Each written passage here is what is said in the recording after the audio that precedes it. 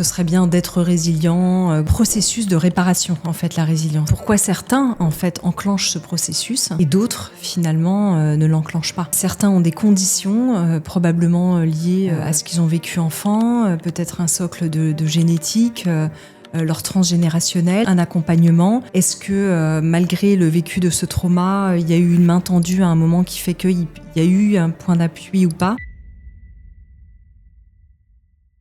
Bonjour et bienvenue dans cet épisode de La Voix de la Résilience. J'ai l'immense privilège de recevoir Anne Guéquière. Donc j'ai même pas de mots tellement je suis heureuse et émue de la recevoir. Merci Anne. Bonjour.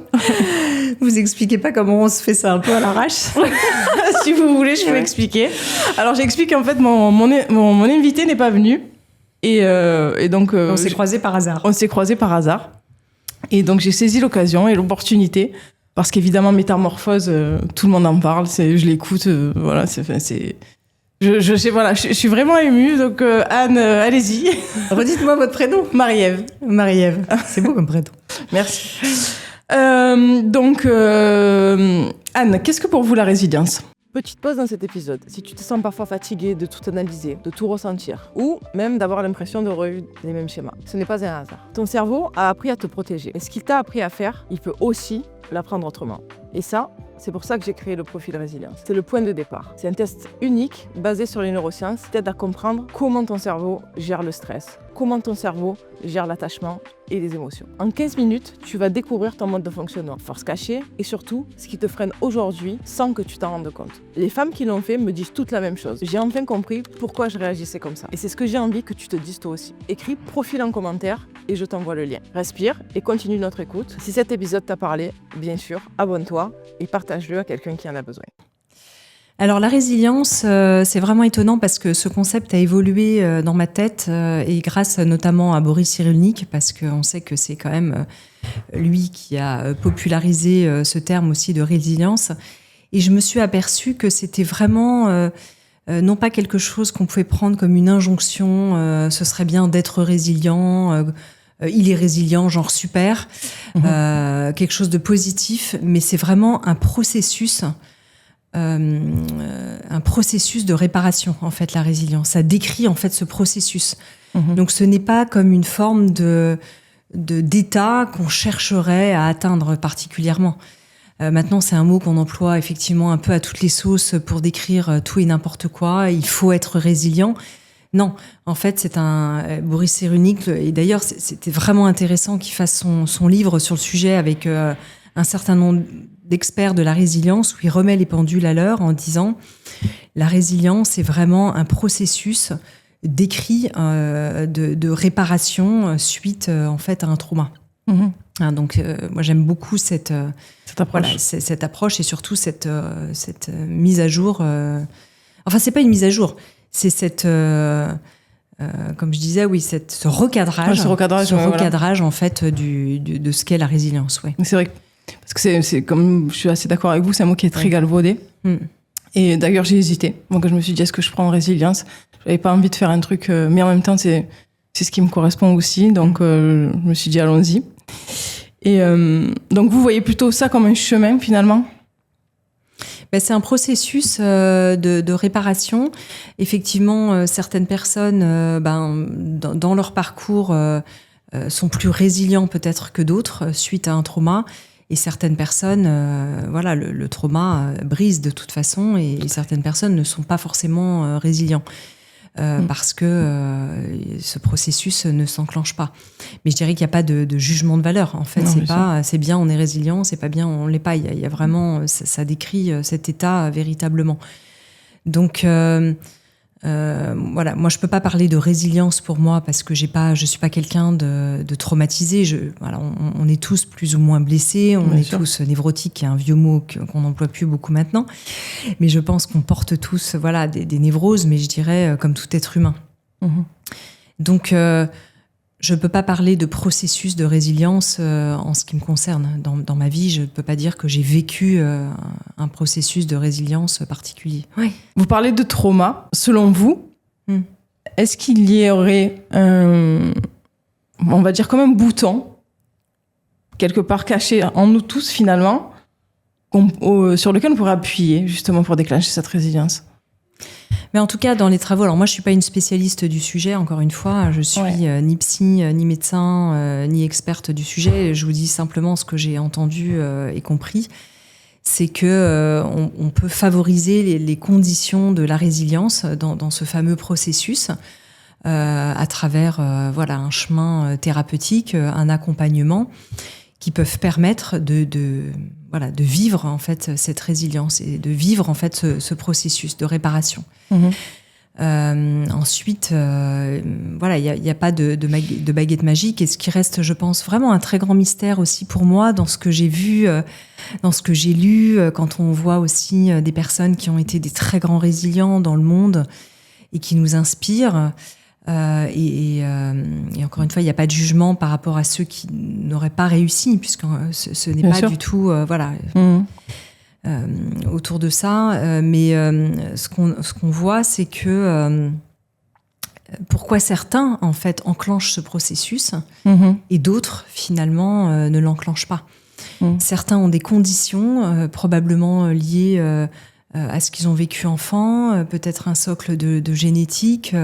Leur transgénérationnel qui fait qu'un certain nombre de conditions, un accompagnement, est-ce que malgré le vécu de ce trauma, il y a eu une main tendue à un moment qui fait qu'il y a eu un point d'appui ou pas, et qui fait que les conditions de cette possibilité de résilience ont été réunies et qui peuvent vivre ce processus et d'autres pas en fait.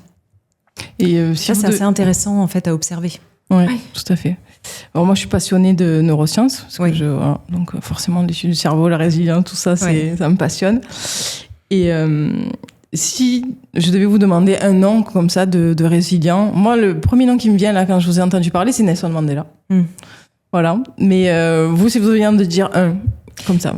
Alors quand je décrivais les grands résilients, je pensais aussi à lui. c'est marrant, vous l'avez comme entendu parce que c'est ça, c'est normal.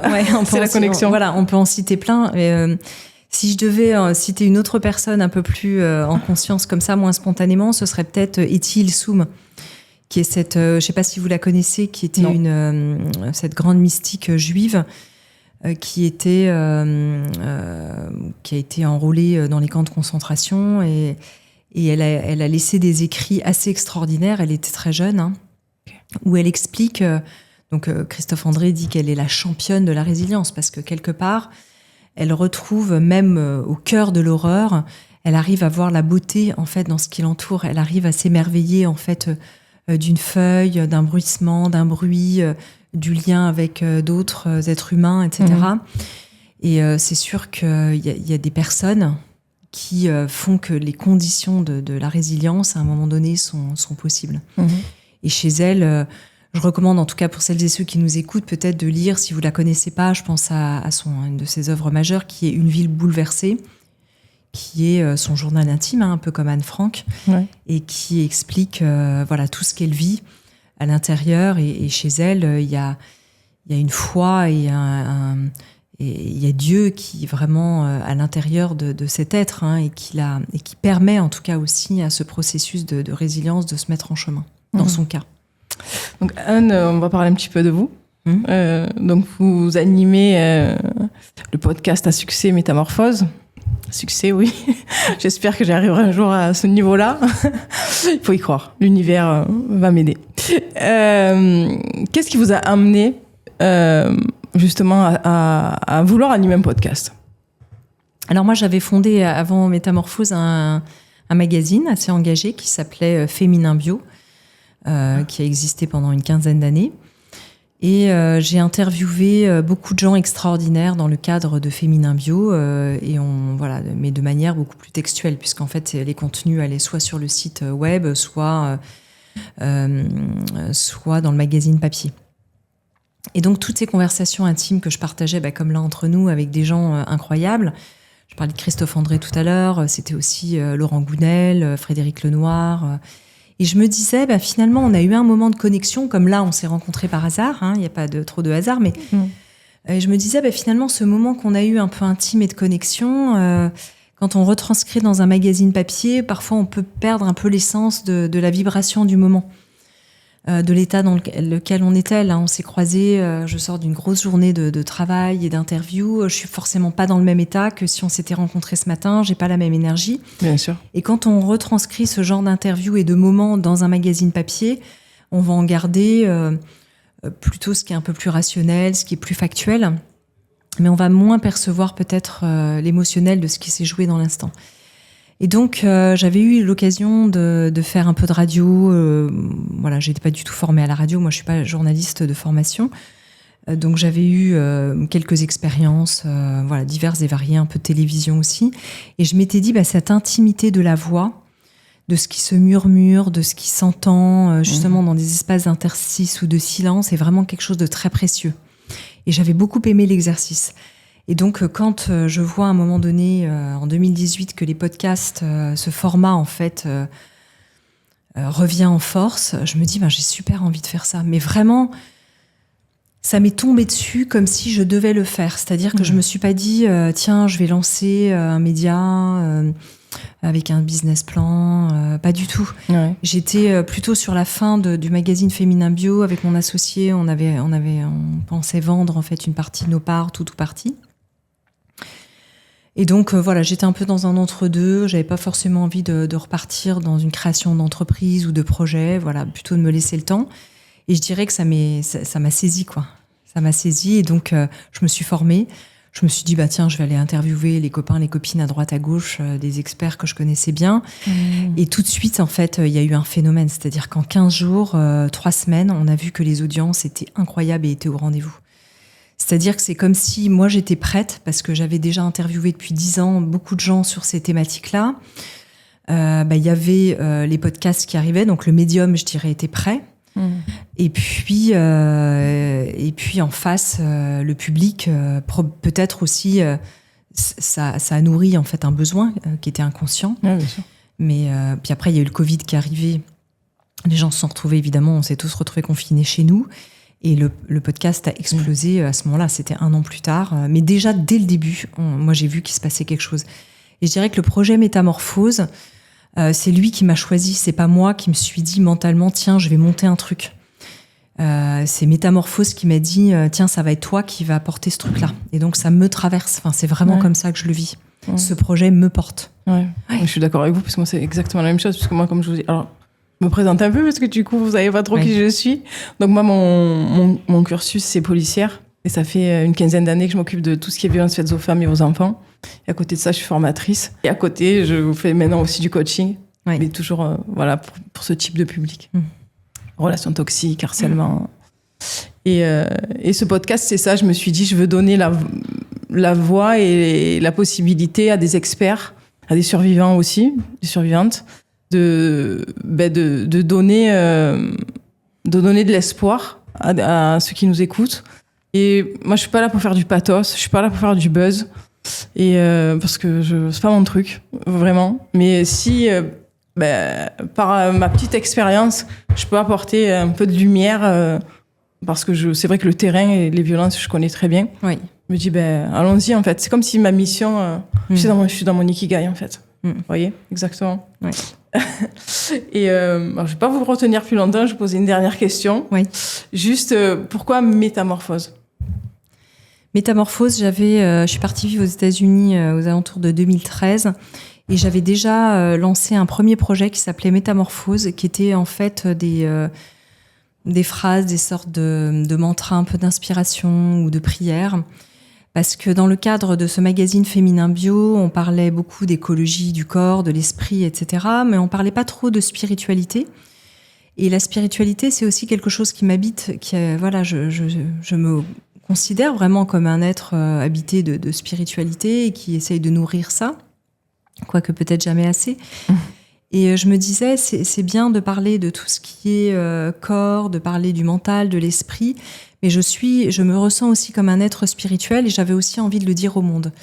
Et donc, ça a été une sorte de coming out un peu spirituel de ce projet écrit, qui a été édité, qui était un de mes premiers livres sur le sujet, en tout cas aux éditions Erol, et qui s'appelait Métamorphose. Okay.